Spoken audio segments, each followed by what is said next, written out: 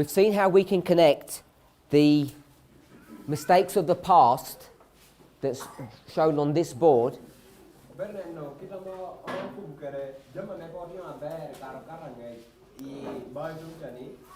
that as a body, as a movement, the priesthood are not properly trained.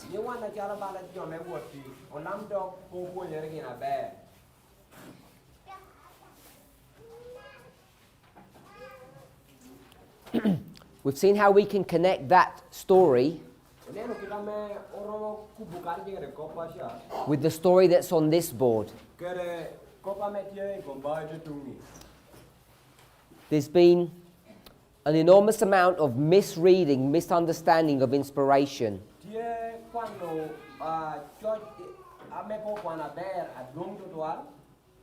And this misunderstanding has caused us many problems.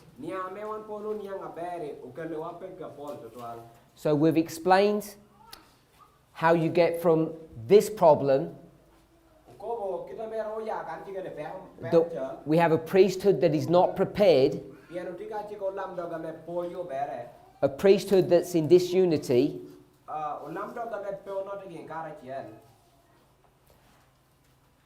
and how it needs to be prepared before we do a work for the Levites. Now, connected with that is this theme that's plagued our movement for many years.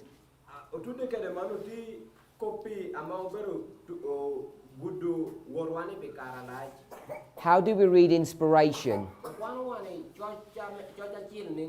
Now, you'll hear many people, especially in the current climate,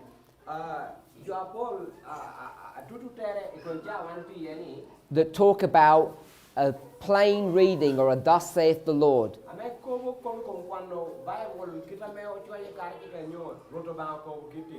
And of course that is not true. It's dishonest to say that this movement operates at a level of a thus saith the Lord.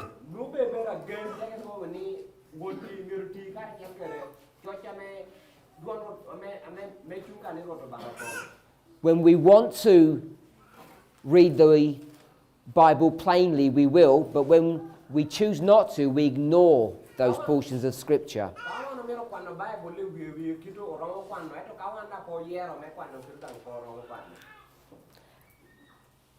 If you were to go back to the School of the Prophet that we did in Ginger,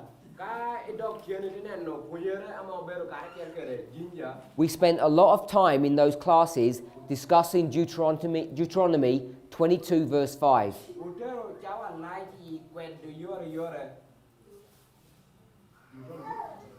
22 verse 5. Which is the story that says men and women are not allowed to wear the same clothing.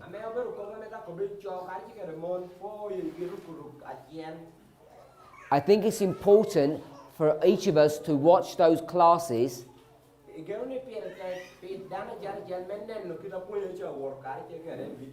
because we can clearly see that we have not read that passage of inspiration properly.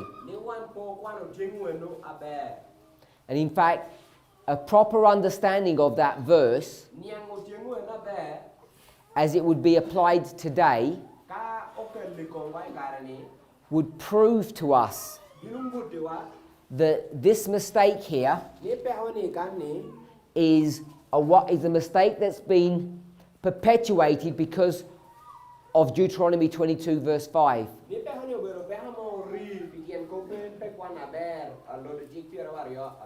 And if we really believe that both men and women can be priests,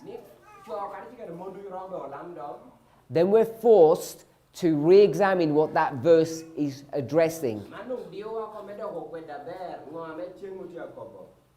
to re-examine what that verse is teaching us. And of course, what we recognize is that it's got nothing to do with women wearing dresses and men wearing trousers.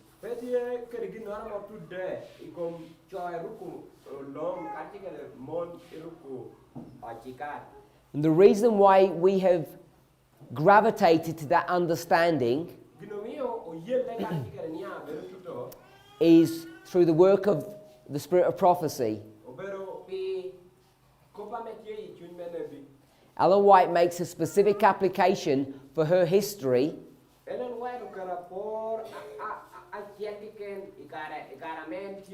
She uses that verse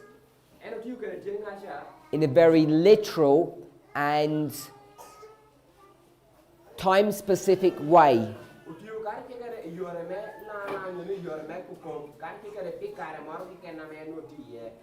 But if you actually go to a Thus saith the Lord and see what the verse is actually teaching, it's not teaching that men and women must wear different types of clothes.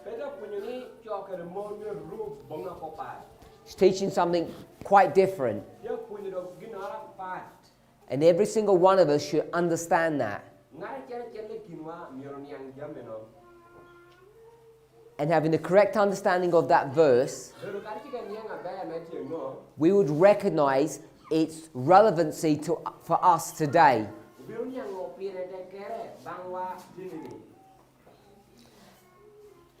Now, there are other Spirit of Prophecy quotes that have caused us problems in this movement.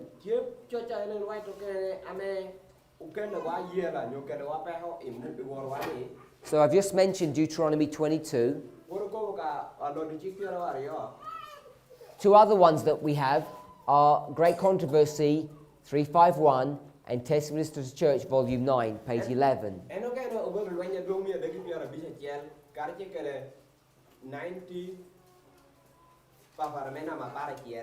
So this is dealing with the 2520. This is dealing with 9/11.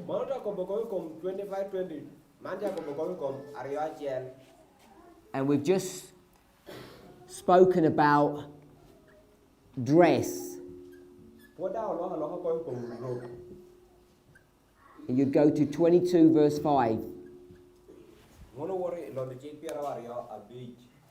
And we're not doing it in this presentation, but we too have misread and misunderstood this portion of inspiration.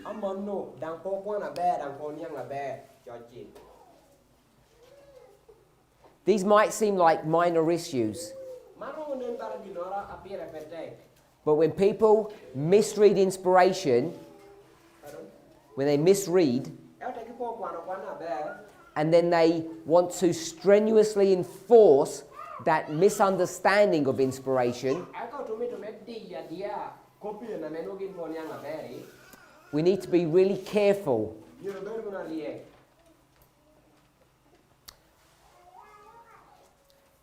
We've discussed Daniel 11 verse 40.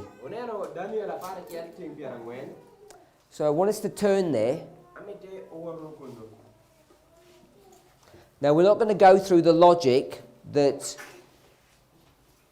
Litch uses in his work, APEC, page 95.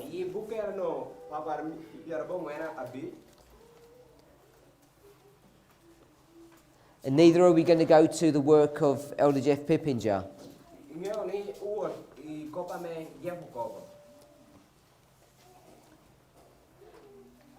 Now when we approach inspiration,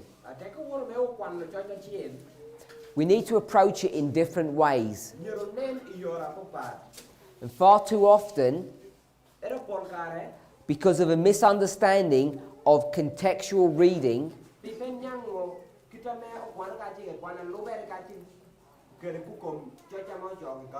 we have focused too heavily upon proof texting.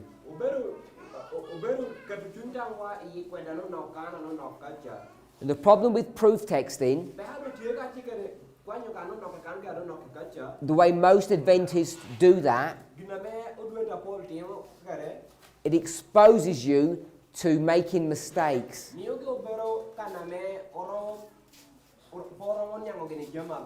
And the reason why Adventists are so confident in this methodology is because we use it in a very narrow way. And the examples that are normally used to proof text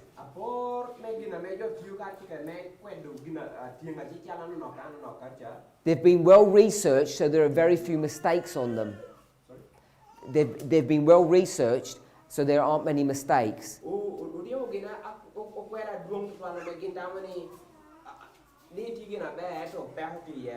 But this can lead to a false sense of security. That many of us think this is a very safe way of studying. Not only safe, it's the only way to study. And we've been taught incorrectly to not look at historical context, to not study the language or the grammar.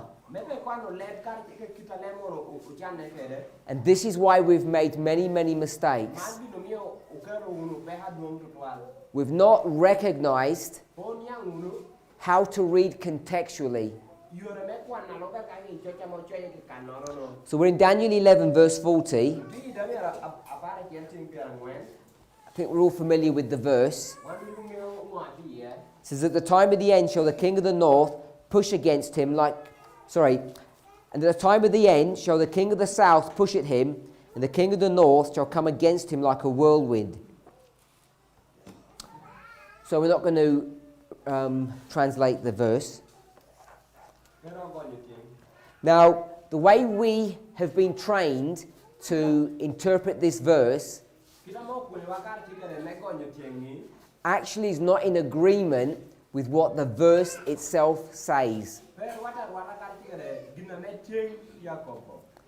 We have approached this verse in a very unusual way. Now today, we are being accused of being false prophets. Prophets who look at the events that are occurring and interpret inspiration based upon what they see.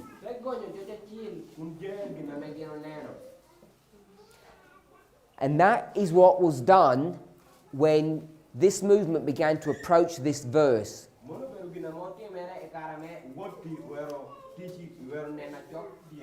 So we look around the world and we see things that are being fulfilled, and therefore we approach the verse with that explanation. And then the other thing that we do is we proof text. So we go to verse 40 and we're going to proof text it against Revelation 13 and Revelation 17. So if you were to turn to the book of Revelation,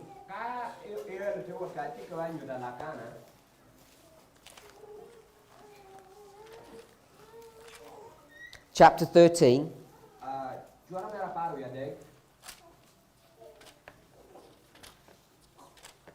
Revelation 13.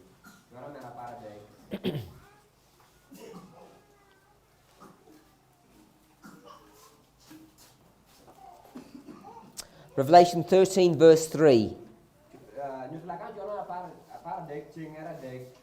There's a beast that's brought to view in verses 1 and 2.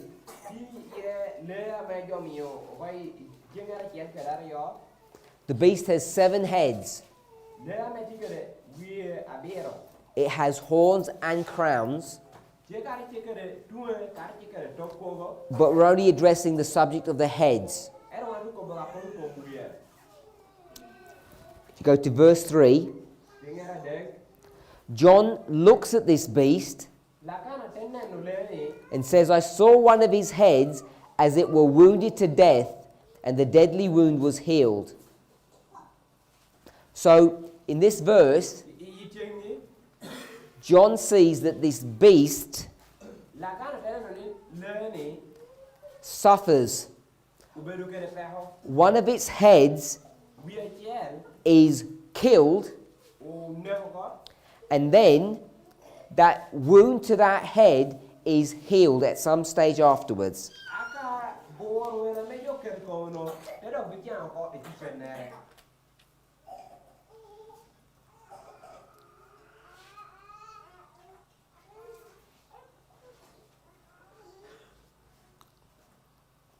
If you drop down to beginning at verse 12, at verse 11,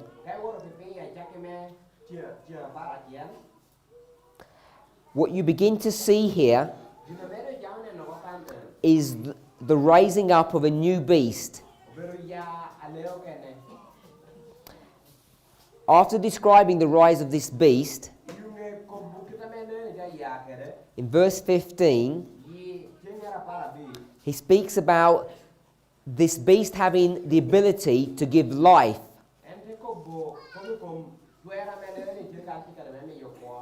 It says in verse 15, this beast has the power to give life to the copy of the beast. It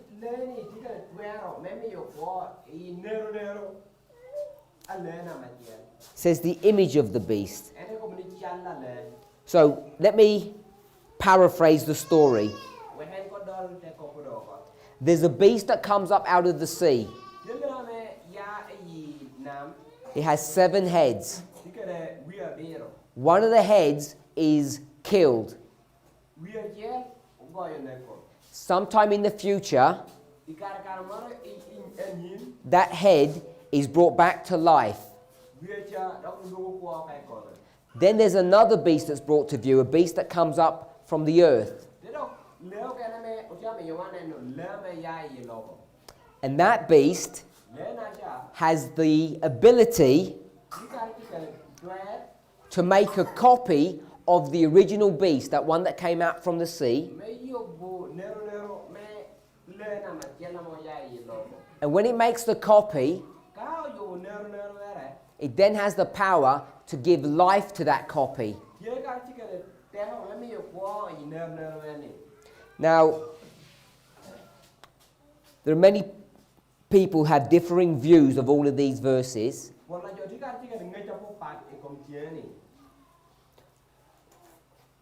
But a simple compare and contrast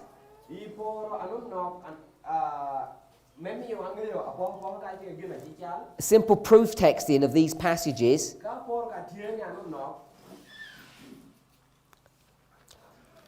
would show us that the beast that is killed, the one that comes from the sea, it describes its head being murdered. At a later stage, it is brought back to life. So, the fact that it receives life in verse 3 is the same story as the life that's given to the image of the beast in verse 15.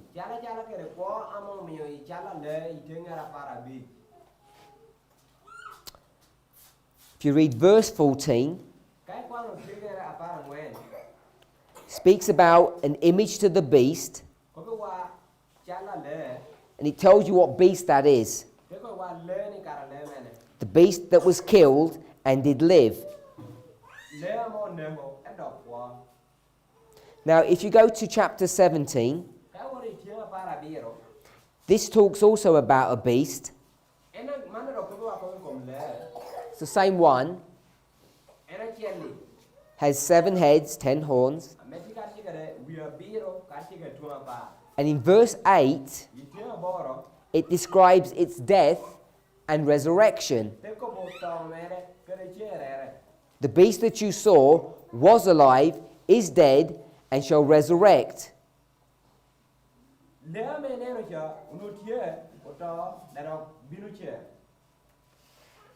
And it goes to describe or explain what these various stages of existence are.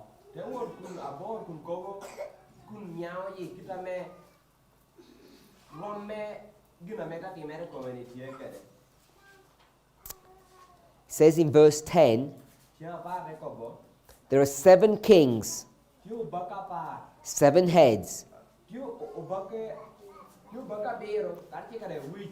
5 are dead, 1 is alive, and the other one is not here yet. And then it goes to verse 11, switching back to the beast. The beast that was alive and is not alive. He is the 8th. The 8th beast is the resurrected one that's in verse 8. Now, if all of that was too complicated for you, let me simplify it. There's a power that's brought to view in chapter 13 and chapter 17.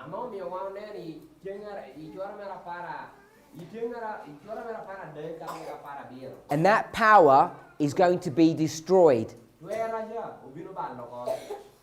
When it's destroyed, it remains dead for a period of time.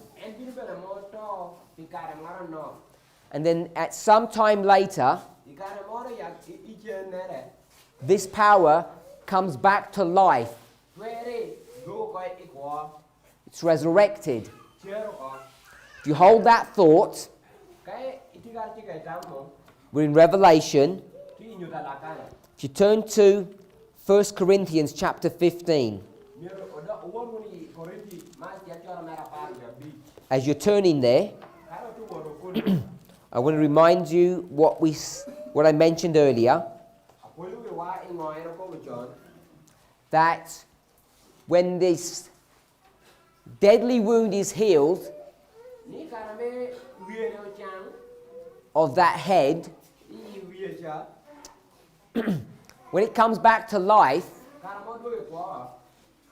that life that we see does not look like the original. It looks like a copy of the original. King James Bible doesn't use the word copy, it uses image.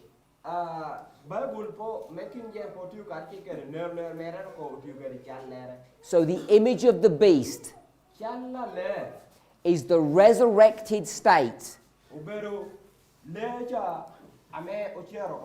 of that original beast that was killed. Original beast is alive. It dies. When it resurrects, it will not look like the original.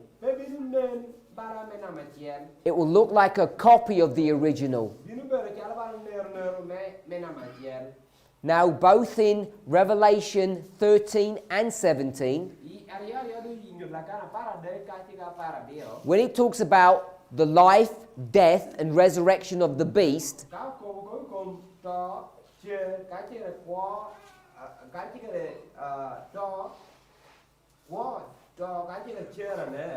it does it in 2 ways.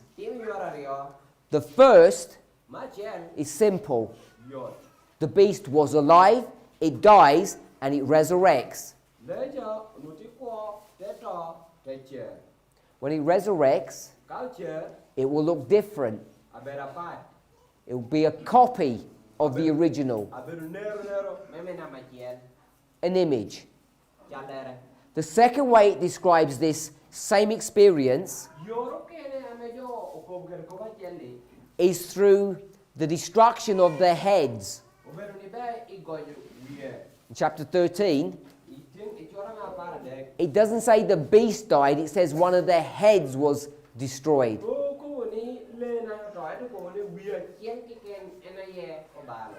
It says the same head that was destroyed is the same head that's going to be resurrected or come to life.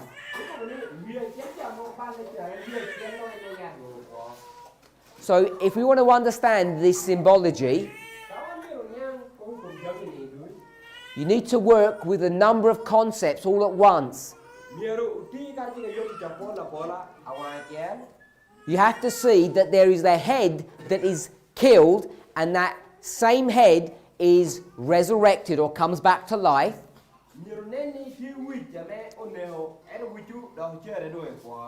That's point one.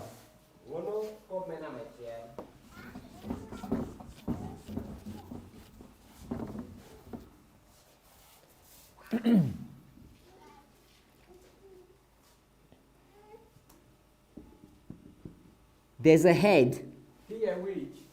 This head is alive.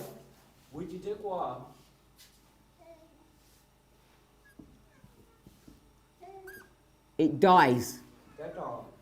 And then it resurrects again.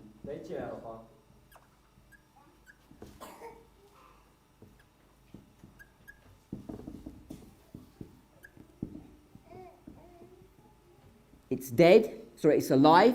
It's dead. And it comes back to life.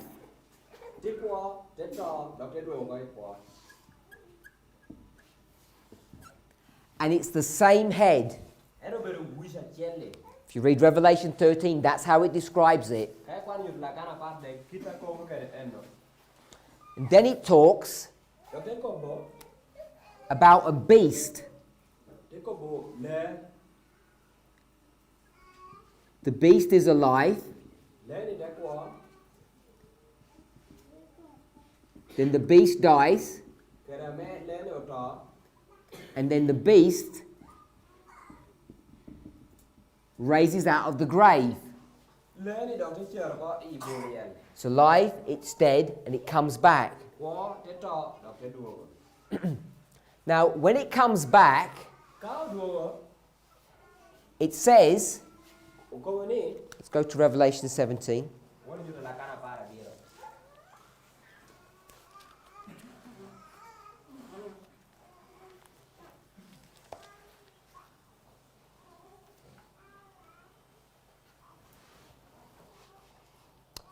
Verse 11. The beast that was alive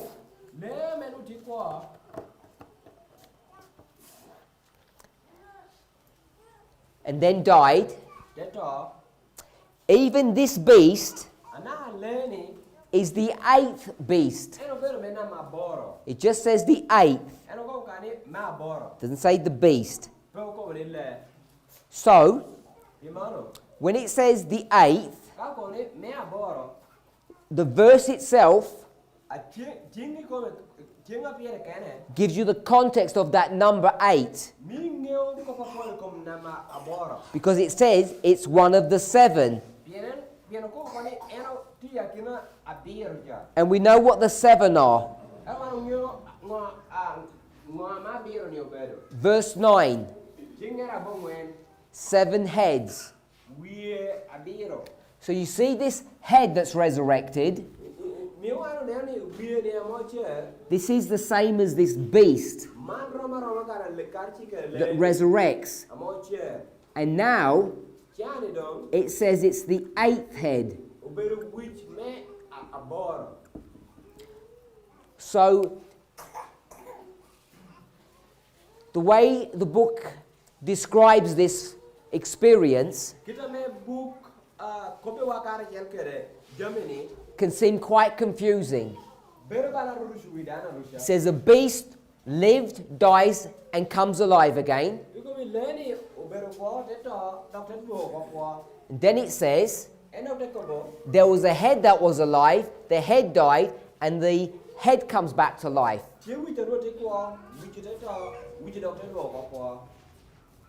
Now, when this beast comes alive again, in this story, it says it was the same head. But in this story, it's a brand new head, different. head number 8. Beru wich nama boro. But head number 8, Ada wich me boro. according to verse 11, Lo ba ka tiang para chen. it says, is of the 7, Ukomani uberu ti yakena abero. which means it looks like one of the 7. Ame nda komani nena ke kala jar gele akela yakena abero. So the 8th one Ma boro. looks like one of the 7 that came before it. Nena kala kala jigara akela kira abero amau bilu nama kiancha. And which one of those 7s must it be? Kara menu kira abero ni biru biru nena kala kara ni. It has to be Nyerdom bedi. the one that was alive here and died. Nyerben ena menu tiang kunu. Dokter ngah. Because that's what Revelation 13 teaches. Munu kina menu lakana para dek poyo. So this 8th head We mena ma boro. is the same head that's brought to view here that was alive and died. Munu no kana ka chikere. We amenu tieka na unuti ko akada dokter. So all you need to do Ngaro miertin. is just carefully figure out which head Revelation 13 is dealing with. The one that was alive and that died. Now that's not as difficult as you might think.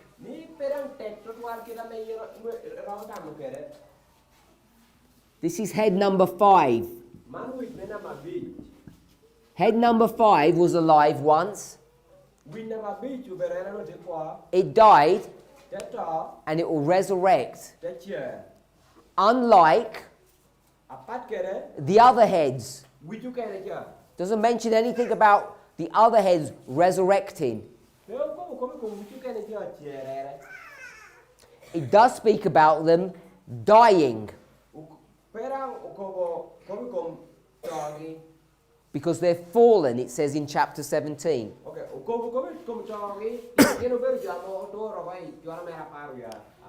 So number 5 was alive, dies, and lives again.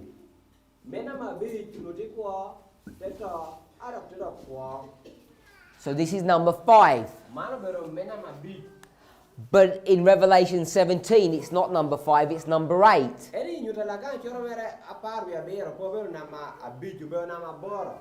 So this head number 5 actually ends up becoming head number 8. And head number 8 looks like head number 5.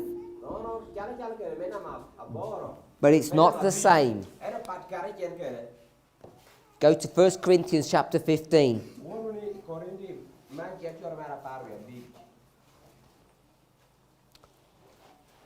Now there are many passages, many verses we could go to. We'll just go to a couple.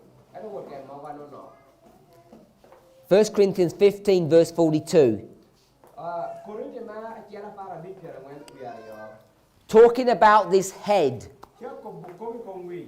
or the beast, depending on how you want to view it, we have to use both models, heads and beast. In verse 42, it says that first one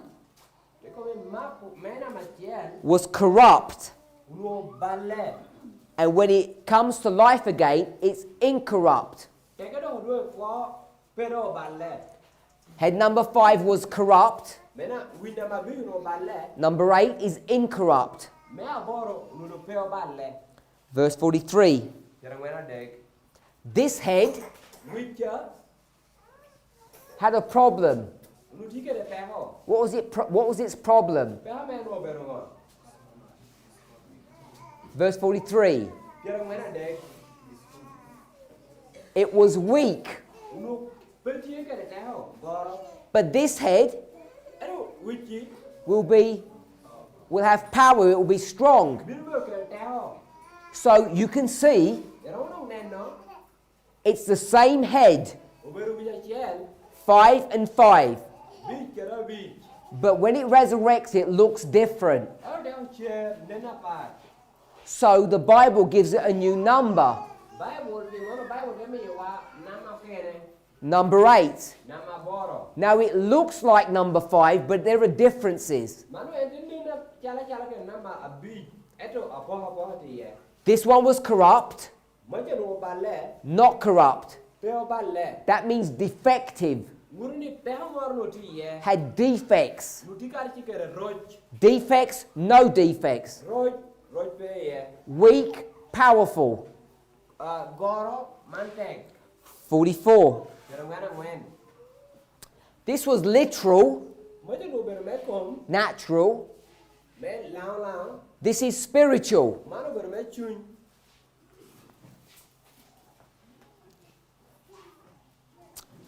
And if we could take all of this and encapsulate it in a single thought.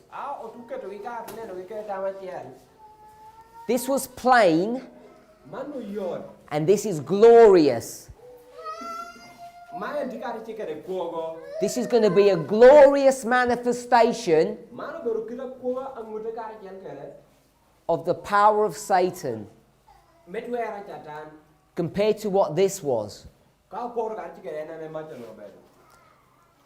So we took all of these concepts, all of these ideas, and we made them come to bear upon Daniel 11 verse 40.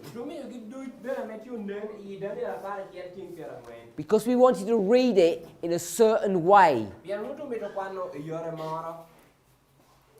What we wanted to do, we wanted to make verse 40 over 200 years long. And the reason we wanted to do that is because we knew where the verse started. We had that anchor point given to us. The time of the end, 1798. But then, we were constrained by verse 41.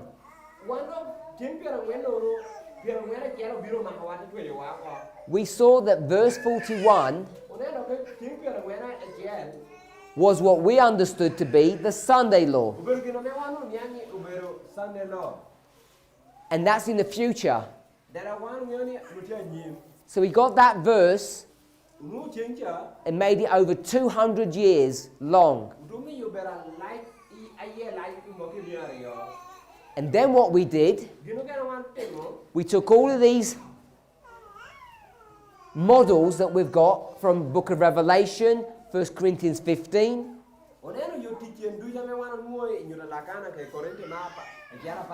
and we applied them to verse 40.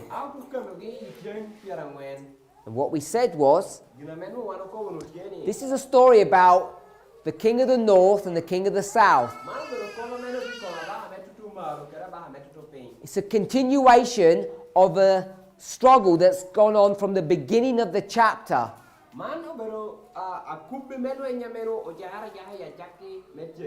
So when we saw the last part of the verse, the king of the north shall come against him like a whirlwind, with power and force. We took that concept of power and strength, and we said, this looks like this. Looks like this resurrected creature. So what we did was, we were so confident of proof texting, we brought Daniel and Revelation together, and what we saw was the story of what? What story did we see? The same one we're spoken about in Revelation 13 and Revelation 17.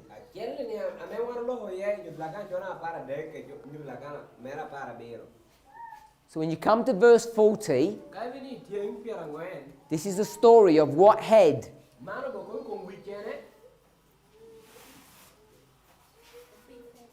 It's on the board.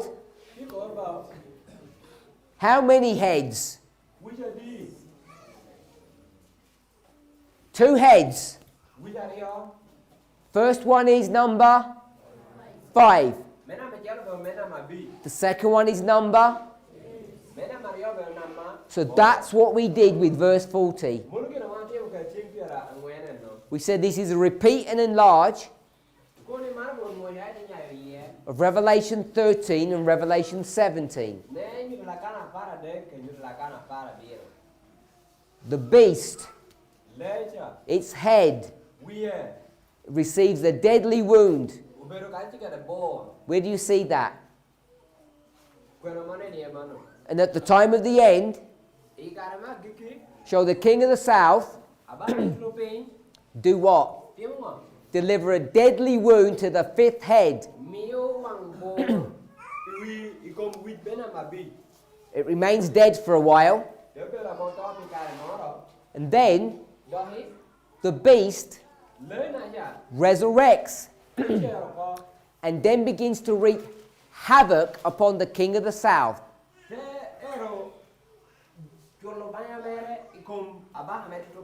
And not only the king of the south, the whole world. Was it able to deal with the whole world before?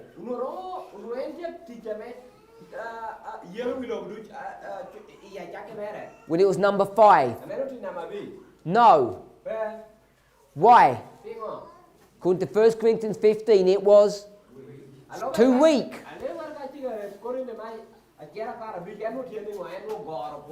But now, it's powerful. That's what we did with this verse. And the reason why this beast is all glorious, all powerful, is because there is a change in the political realm or how this world is put together.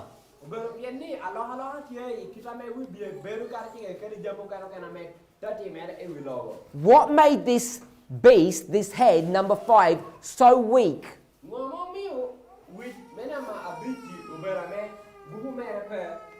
What made it weak? The clue is found in Revelation 17.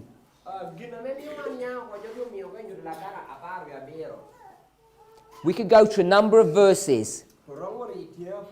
Revelation 17 verse 1. What makes this power weak? We'll pick one word. Waters. Verse 2. What makes it weak is kings. One more. What makes it weak, verse 15, is nations, tongues. Why would that make it weak? You don't have a singular entity, a singular king. You have multiple nations, none of them clearly being superior to the others.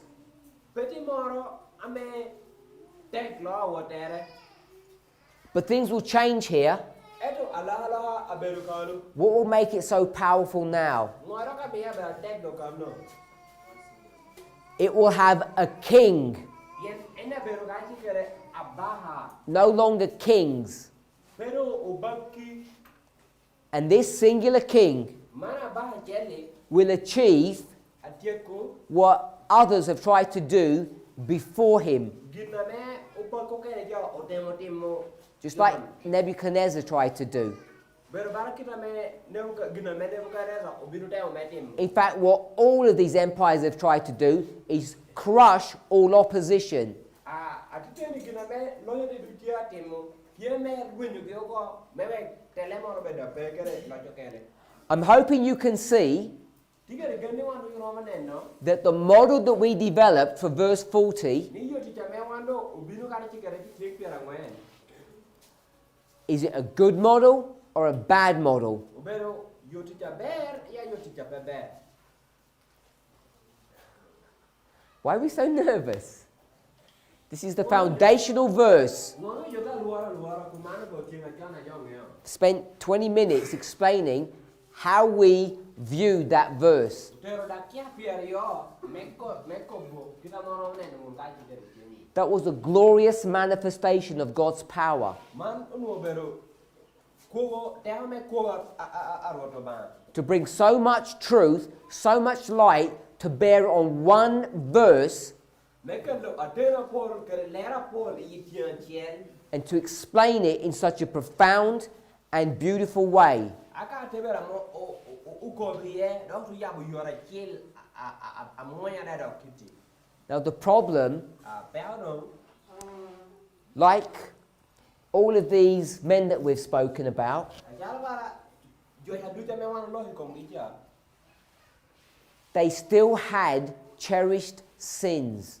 Gina utikar chikere bal amao maro. They still held on to misconceptions, Gin pur tikar chikere nyanga rai.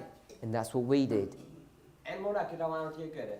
We were so fixated Wando uguru chunja wa to gere. by our own perspective. Kere kita me wano neno kare chikere jami. What would you call that? You know, rondo ngomano ningo. If you're so fixated about your own opinion. Kare ti mo tambo ka ta ka kita yini ankere. Rule number 5. Jina mabi What problem do you have? pehanga nuti kere. Pride. Awaha We became so fixated wano bere mo kere tangwa ka ta. that we were so much better than Smith Ni wando ye ka ta lo Smith ko. if anybody ever tried to mention his name. Kang ngadori ken tem ka me ko bunye. It would not be received well.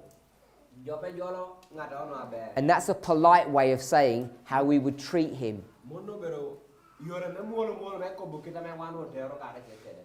And so for a long time, Bikara light we were unwilling no pero tu ye to view verse 40 in a different way. menen no tien piera ngwen yoro kene. We looked at his version Uneno kita yendu punyo kare chekere. compared to our glorious version Kuntu por kare chekere migwane ko tu ye. as being weak and foolish, Mano bero ena gor kare chekere miu. driven by the winds of doctrine, Ame yama yoro me punye goba. or we would say the winds of the newspapers. Mando ugoni ubero punye goba me kwano kare chekere ka papara me kwa mambu. Now this hatred for the media Dagani me kom papara kwana ni that this movement seems to have, ame ugoti entie kare chekere. I think began here, Entawne o jahere kan where we would refuse ame ko kwera te tag. to go to the media Me unya mud. to understand what's happening. Me me wange yo mara te mere. And the reason for that Pitien tien ko me maro te is because so many people before us have tried it and made mistakes. Ubero pien pola yo wa apon ni wa o te men ne no kita me ko como jama ti mere mi lo tiu kan ti kere. Te porro gini. We know that. Wanu ngeo mano. And what's so tragic Kana doka abaro wiwa. is those people who are using Tieni jame ti ti kere. that methodology, Yo ti kaga. which we might call the newspaper methodology. Ame orang ko no be yo ti ame yini wore kwano ka. Papara kwana. They were not so wrong. Ginang mo pe o porro gini. Adventists would go to the First World War udwani do woti lweny ma wilo ma chiel. then the Second World War, Kare lweny wilo mario. in real time, Ikare kukome. go to the newspapers and show you that the end of the world is coming. Ikare wani kin woro kin I papara kwana te mutu wani nen kom gino ti papara kwana lo wani do ta tuma. And this movement, Aya wor wani people in this movement, jo ameti wor wani. have mocked those agents. Uyero kine jo kare jo. Other scholars have written books on the subject.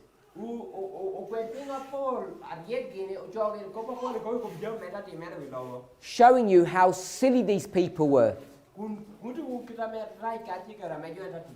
to ever believe that the First World War or the Second World War could have introduced the Second Advent. We wonder, how could people have been so silly? And the technique that these teachers would use would be to frighten people, to make them scared, to shake them up. Do you think that's a good technique? To make people scared as they see what's happening in the world around them. Do you think that's a good idea? Something that God would endorse? Of course. Because that's the very methodology that we use. We cry to everyone, fear God, as you see what's happening in Afghanistan and Russia and United States and Poland.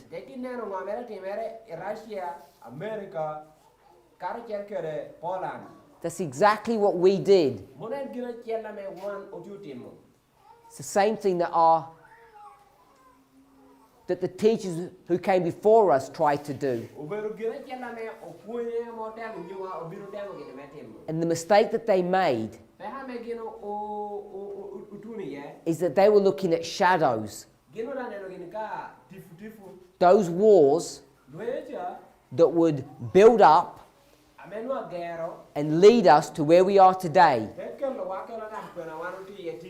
that needed to be understood in a triple application, that they weren't going to be the final events. But if you go and review what they were teaching, you would see that it had merit.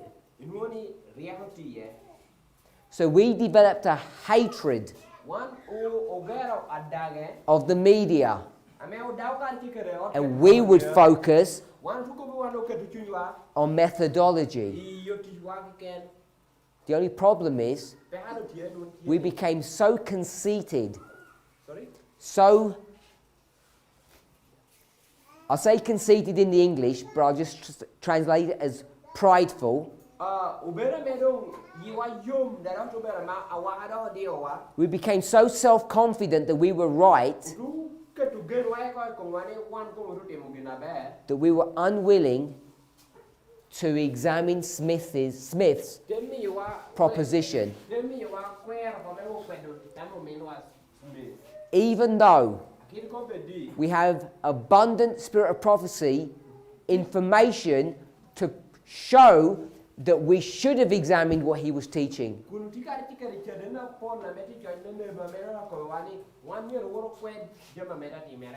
This is not when she says he's God's helping hand.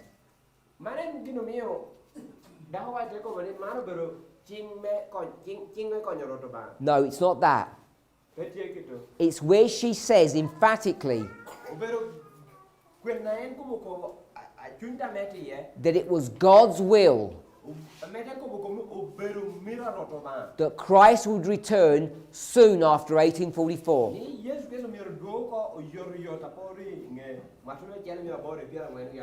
And this movement either forgot or ignored that statement.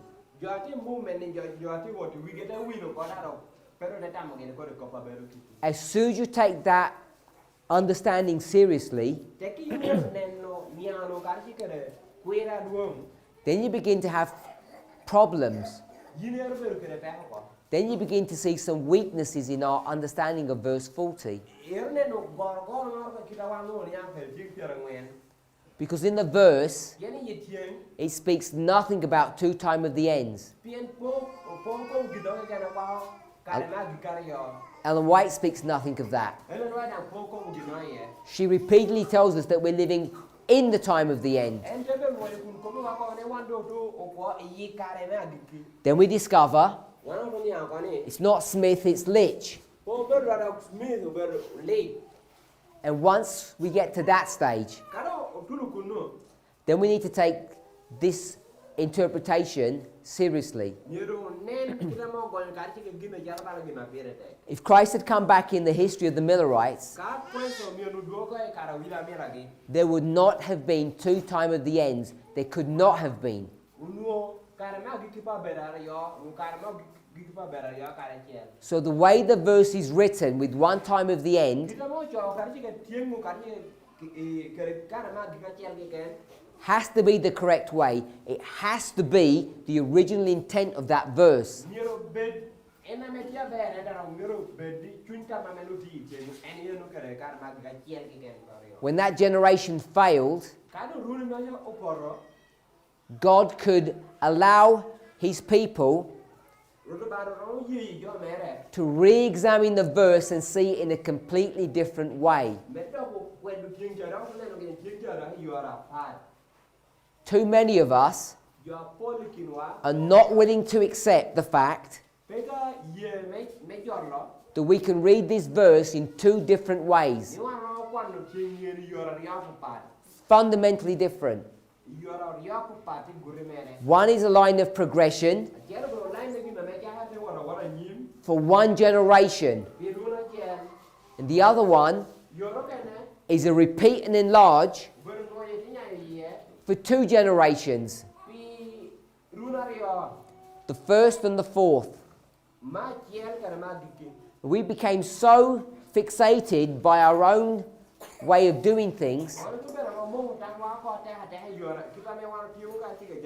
we were not prepared to examine Lich's position.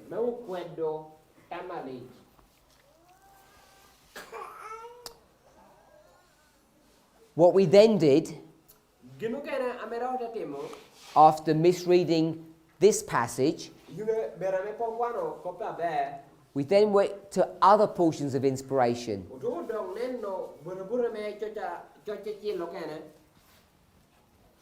90, page 11, Review and Herald, July 5th, 1906.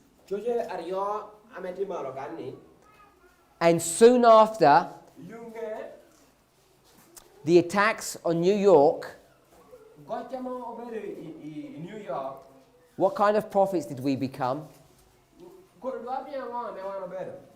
Newspaper prophets. The very thing we pretended not to be is the very thing we became in one of the most strongest fashions you can imagine.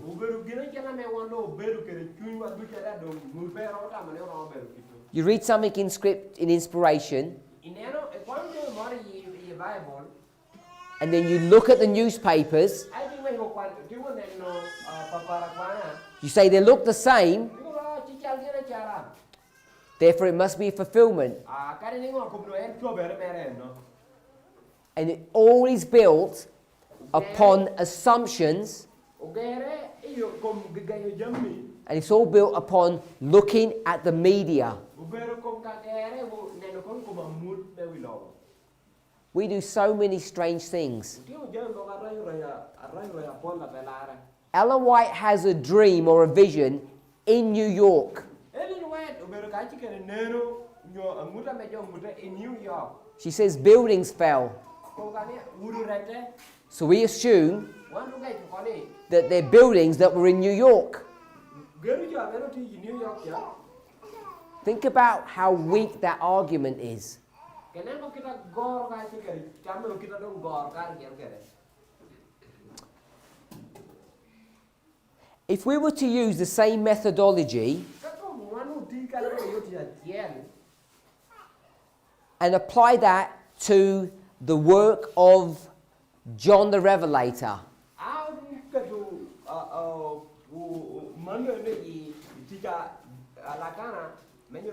Revelation 17, where is John taken?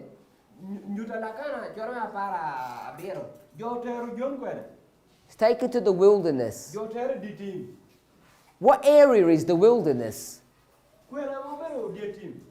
Is a wilderness a populated area? No. It's a deserted area. We can proof text that. We gave many proofs already for that. Some desolate place. And in that desolate place, he sees things. Now, if you go to Revelation 13 and you see two beasts, a sea beast and an earth beast, what does that sea beast represent? The sea bit of it.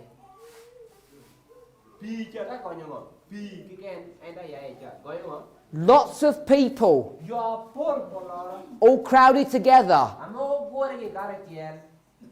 Is that a wilderness or a heavily populated area? It's not a wilderness. The second beast comes up where? The earth. Is that a wilderness area? Sure. It's not populated because you juxtapose it from sea to earth. So we can proof text all of that. So in Revelation 17, where was John seeing all of these things happening? In Europe? Or the United States? Or maybe Arabia? Or the Antarctic? But definitely not Europe. Because Europe was perhaps the most densely populated area on this planet. And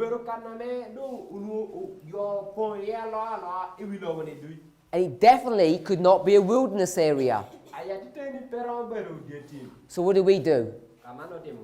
We don't let that bother us. We just spiritualize it away. We take the wilderness, which is geography, and turn it into what? Time. So you go from a wilderness area where no one lives to a populous area where everybody lives, and you change all of that, spiritualize it, and turn it into time.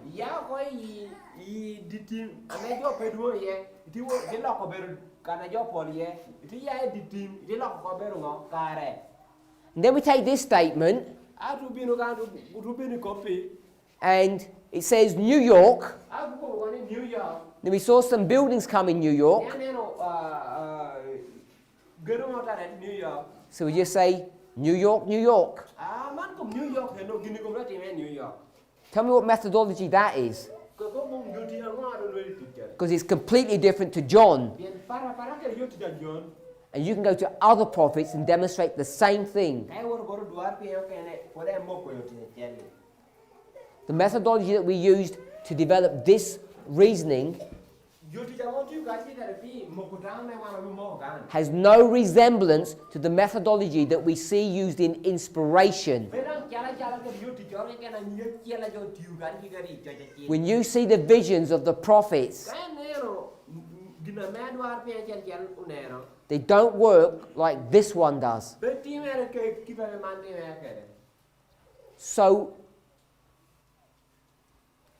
when we approach this passage Cái đó ubiru dong i thia i Joshua ni. and we want to make this 9/11, Cái đó mi ni man do mir ben 9/11. and then we start developing the story of the third woe, I don't know cái ro kom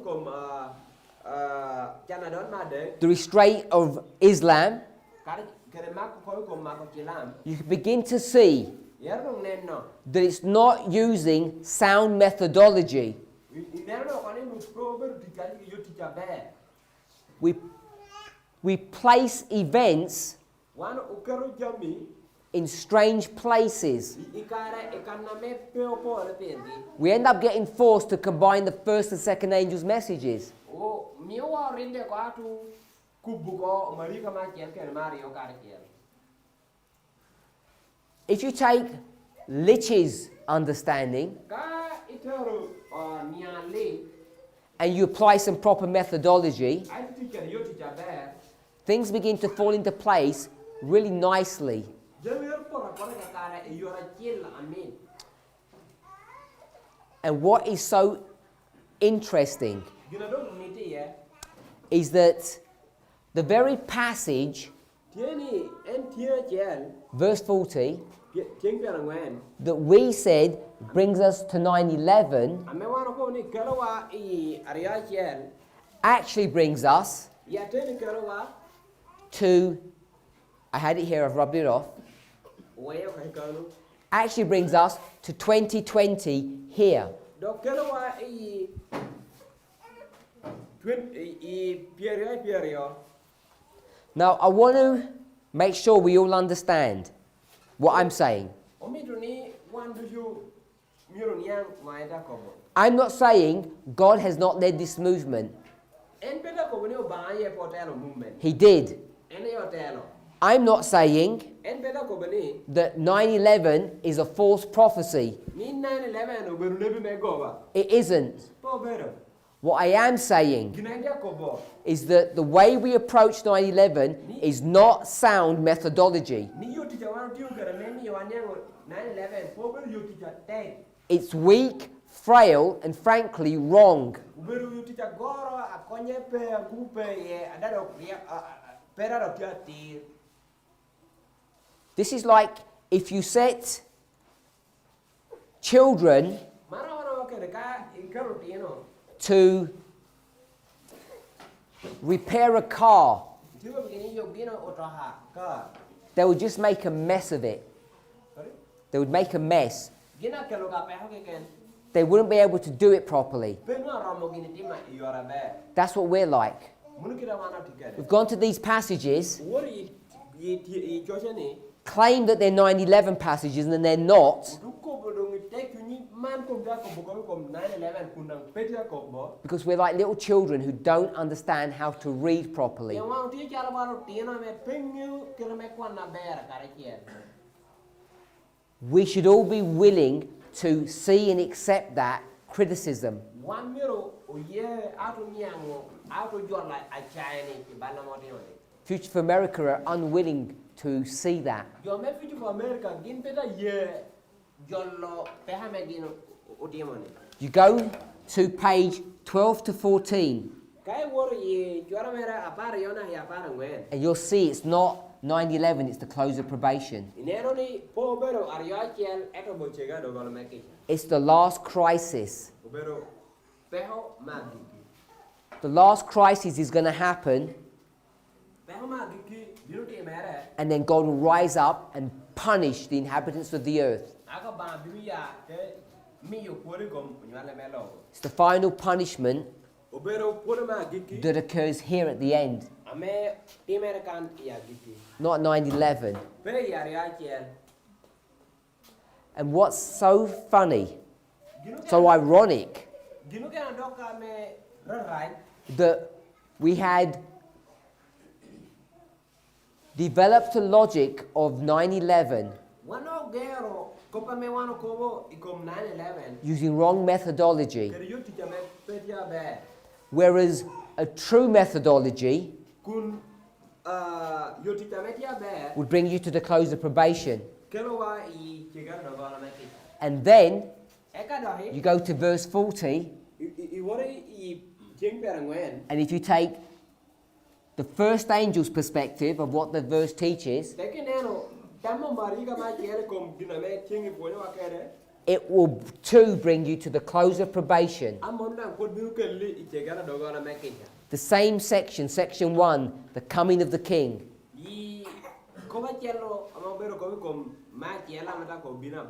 History is truly repeating,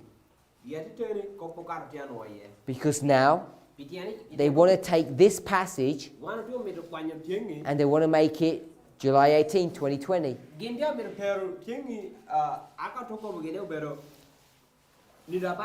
Where in fact he's actually referring to the close of probation. History has repeated itself. Come full circle. We're misapplying passages of scripture. And in doing so, many people are being led astray. And the reason why this becomes so much more important now than before is because now we're in the period of harvest. It's the last opportunity that we all have to get our lives in order. Future for America have chosen to continue to remain in darkness and teach error. They've developed a study, which is called July 18. The creation of the day itself is shrouded in mystery. Then they're going to misconstrue a vision that Ellen White had and try to make it this date here.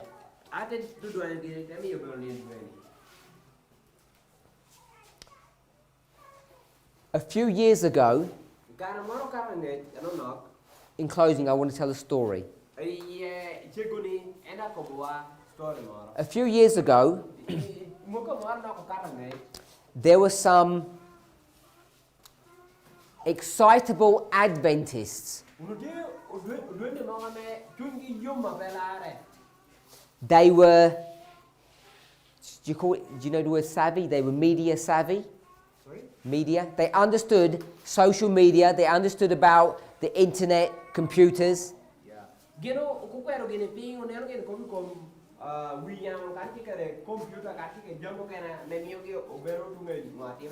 These were young 21st century Adventists.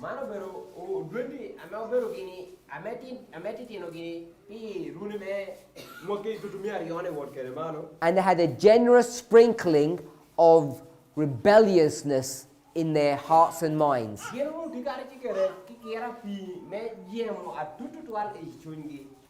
Let's call it mischievousness. Sorry? They were mischievous. I don't want to call it rebellion, I want to call it naughtiness.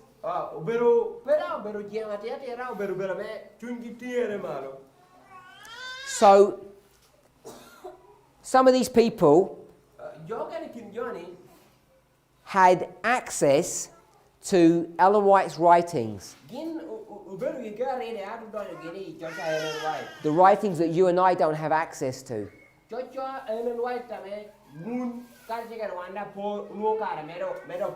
called the unpublished writings. They're called manuscripts and letters. And there was a conspiracy that had been in the church for many years.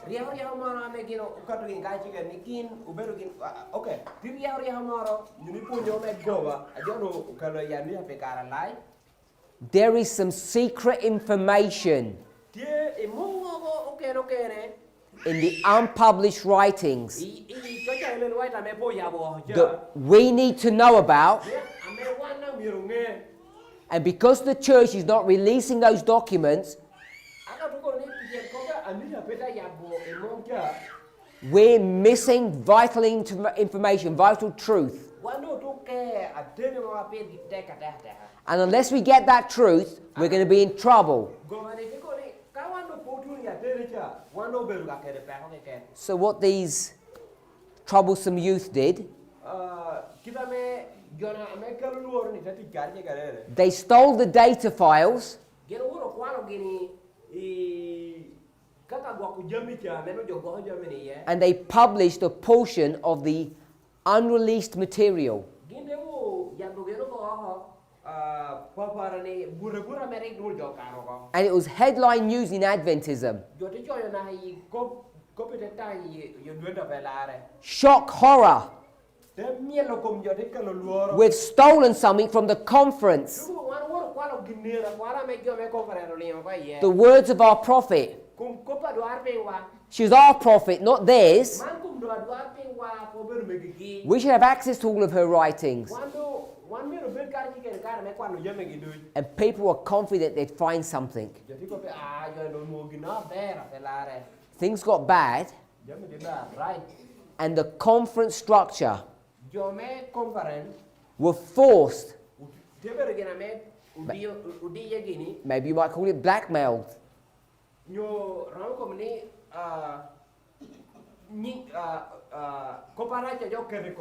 they were forced to release all the unpublished material.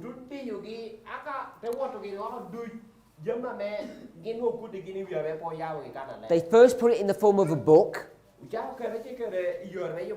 and then it got released as an additional database for the computer systems that we have, the computer programs.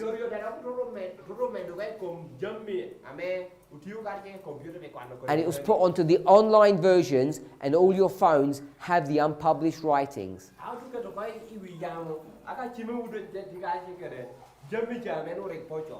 People searched and searched. And what did they find? Nothing. There was nothing new until recently. Would you believe that Future for America, I blame them, it's not them, it's the teachers that they've aligned themselves with, searching through this secret material that has just been unpublished now,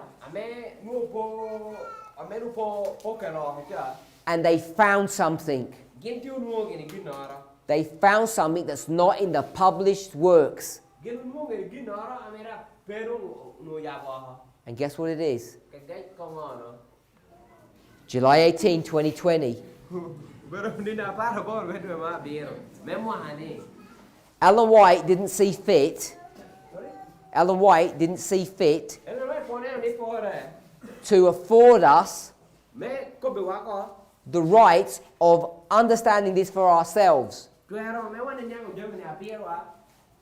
So he got buried. She didn't want to publish it in her lifetime. She could have done if she wanted to, but she didn't. And then, those wicked, nasty conference people deliberately hid the material from us so we couldn't find it.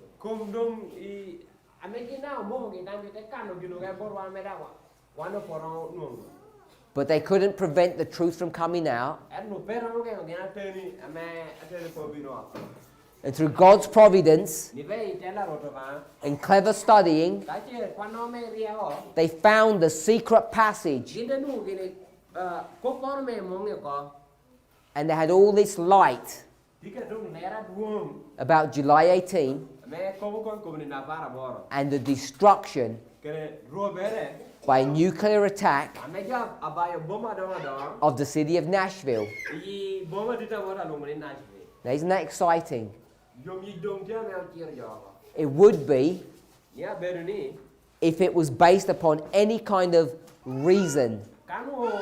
Uberu come penyu yon yon niama. any kind of decent methodology. Nyo yo tichora china mount you kere. And you know what the methodology is based upon? Nyo yo titameki ni to kere ye. Ellen White had a dream, Ellen White mutika tikere almuta jomuta. a vision, Jomuta. when she was visiting what place? Ameno dale mukwere. Nashville. Eno ta woro koi bo me Nashville. Think about that. Penen komando. How weak that logic is. Nen kita goro ka tikere yo tichu. And before you get too excited, Ame yipo po bera yom. because I know you are, Ame ngori kai ngori yita yom kanu. you can find the vision Ngere nuong ibir nuongo anguti. referred to Tia kopo. in her published writings. Inuongo koi yi. Kopere ame rango binu ya ko. Right here Kom ka ena gora. in 90. Yi buki ene. It's not secret, it's not hidden anywhere. Pero bere monga po kane kana. The presentation tomorrow, Yi punyere medihi. we're going to review some of the background of where to find the material, Ubiro bebea malo kom yore moga me ronu me ye Germany. and hopefully show Utikere gane da ubiro umutu ni. that it's the close of probation that's being referred to. Ni Germany ta kobu chegara dogola make ye. Future for America have got to a place where they do not understand how to do line upon line. Tipo America utulu kana dom peoromo tigenga chigere line no dode we line.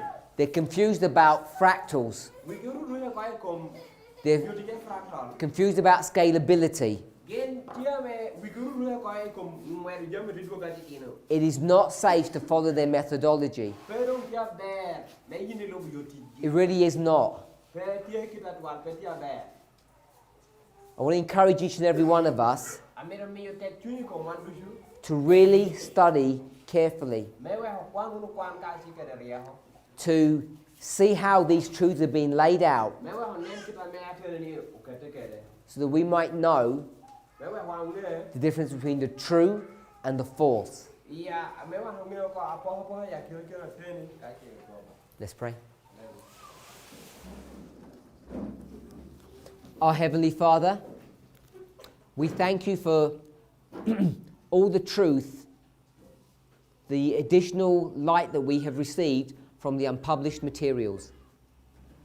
But as we reviewed that body of work, we see that there are no exciting tales or adventures that were not known to us before. We see things written in a slightly different way at times. We see slightly different perspectives on issues. But there is no glorious truth that has been hidden from us. Help each of us, Father, to recognize how your hand is drawing the curtain aside so that we can look into eternity. We pray that you would be with us, bless us and guide us to this end. In Jesus' name.